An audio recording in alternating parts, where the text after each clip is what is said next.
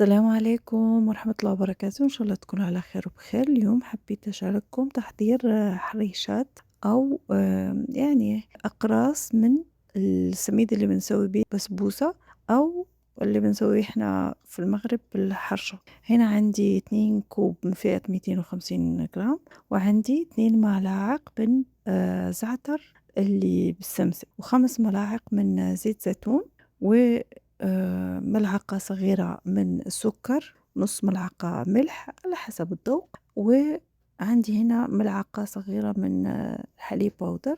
ونخلط كل المكونات، نخلي الزيت الزيتون يتلبس جيدا مع السميد، وبعد كده هناخد كوب مليان مية عادية ونخلط بيه. خلاص أنا شفت إنه هنا كان مناسب، خلاص ما زودت مية. وهنا زودت ملعقة بيكنج باودر، خميرة الحلويات. خلاص نخلط ونشوف القوام إنه خلاص صار يتلم معانا كده، وما نعجن بس نلم.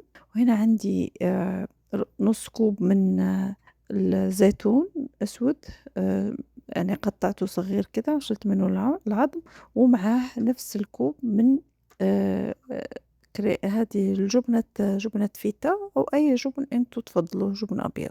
وهنا أنا قسمت العجينة على كويرات صغيرة كده، ونبسطها بهذه الطريقة ونحشيها عملت الحشوة هذه عملتها كويرات بحيث إن تجينا سهلة في العمل. ونضل نلفها في السميد، ونلفها ونشكلها بهذه الطريقة، يعني كل واحدة نلفها على الجوانب حتى تصير متجانسة، ونعمل واحدة تانية نحطها في الوسط ونلفها كده بإيدينا، وبعدين نلفها كويس بالسميد، ونحاول نلفها بإيدينا عشان يدخل السميد جوا. وكده نحاول إن نمدها كده من الوسط، ونضغط من الجوانب عشان نشكل قرص دائري بهذا الشكل طبيعي. وهنا أنا أخذت جبنة المربعات وحطيت معاها شوية موزاريلا. يعني هذا الشكل لو انتوا حابين تعملوها بس بالجبنة المربعات وموزاريلا، وممكن تعملوها بموزاريلا. فهذه يعني الحشوة لكم الاختيار، انتوا تعملوها بالشكل اللي يناسبكم، أو ممكن تعملوها بالسبانخ، ممكن تعملوها بأي حشوة انتوا تناسبكم.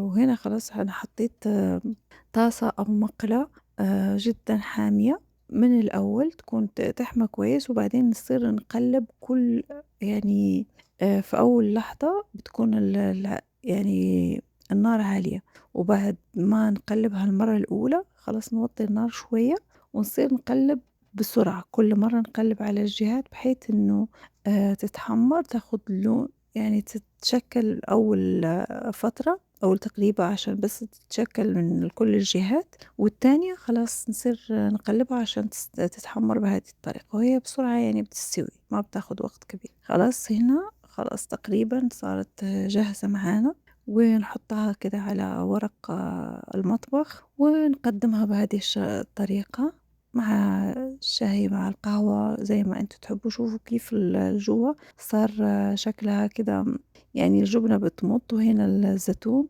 أتمنى إن شاء الله تجربوها تعجبكم، تاكلوها بالصحة والراحة. أشوفكم إن شاء الله في وصفة جديدة، في أمان الله.